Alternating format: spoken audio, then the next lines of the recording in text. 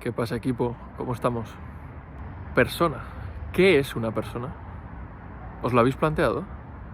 ¿Habéis reflexionado si siempre el concepto de persona ha sido igual desde el origen? No, no lo es.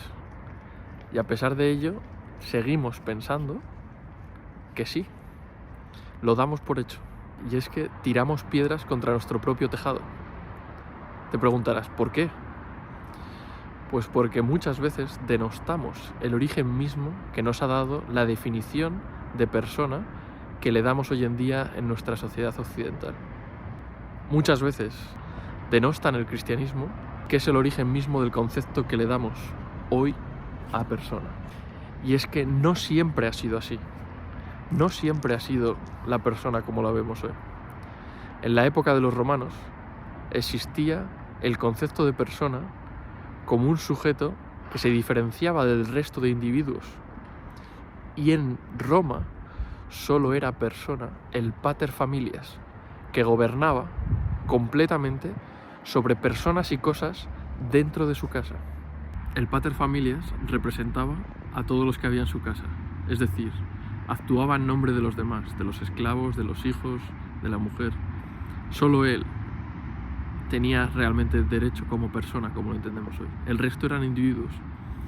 Mientras que en Roma el concepto de persona servía para diferenciar a los individuos en derechos, realmente el concepto de persona que le damos hoy solo era persona en aquella época, el pater familias.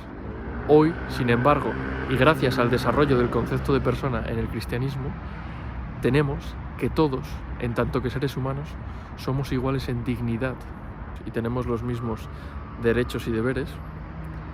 Si vamos al diccionario de la RAE, nos damos cuenta que en ella podemos encontrar dos definiciones, entre otras muchas, pero voy a destacar dos. Una que nos habla de persona como individuo de la especie humana, que iría más en consonancia con esa diferencia de derechos que se tenía en Roma, y en tanto que no sabemos exactamente qué derecho tiene, porque no se especifica.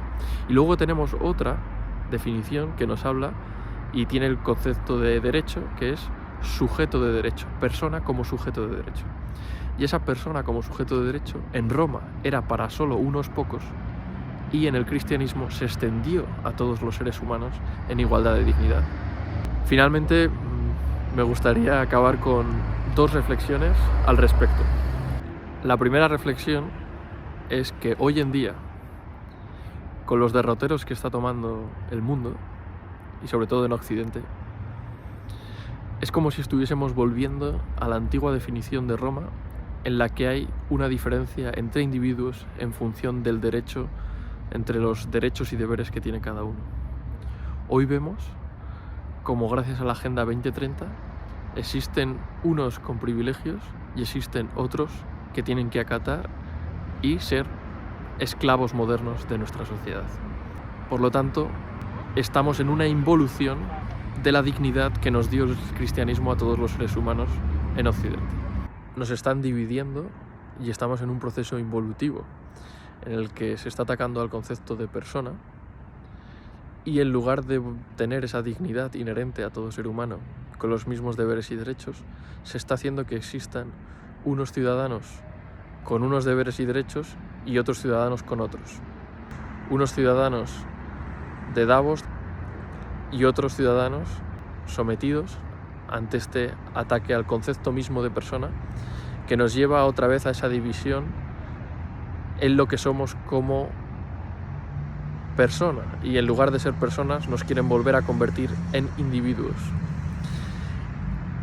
Y esto nos une a la segunda reflexión, y es el por qué nos está ocurriendo esto.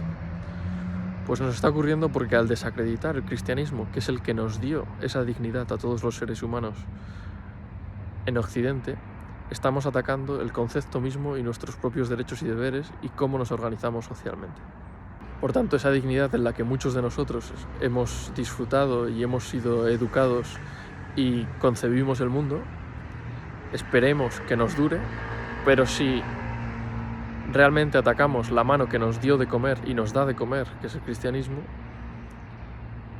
que nos hizo personas en el sentido de sujetos de derecho, lo tenemos difícil. Y es que el cristianismo no te condiciona a que sigas sus preceptos, pero sí tiene sus consecuencias. Y esas consecuencias las estamos viendo hoy en día. Así que esperemos que ese concepto de persona que nos dio el cristianismo nos dure, nos perdure y siga para las siguientes generaciones. Un saludo, equipo.